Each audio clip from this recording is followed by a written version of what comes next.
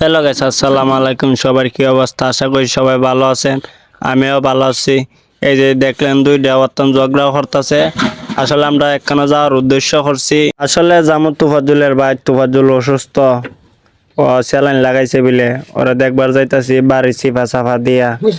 আর বেশি দূর না, মাঝখানে দিয়ে রাস্তার মাঝে খা বারাঙ্গা লইয়া বয়ে রয়েছে, অবশ্য ওরান লাগছে।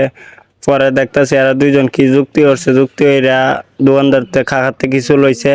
পরে দেখি আরো আমার মামাতো ভাই বাইক নিয়ে বাতি যাইলো। পরে দেখলাম মুরগির একটি ফার্মটার একটু ভিডিও করলাম। এবার মুরহানদের আইলাম, আয়া যাওয়ার উদ্দেশ্য হইতেছে বাড়ির কাছাকাছি আয়া পড়ছি। পরে একটু ভিডিও করলাম ফুসকিনটা আসলে খুব বড়, আর দিনের বেলা খুবই সুন্দর গ্রামের পরিবেশটা।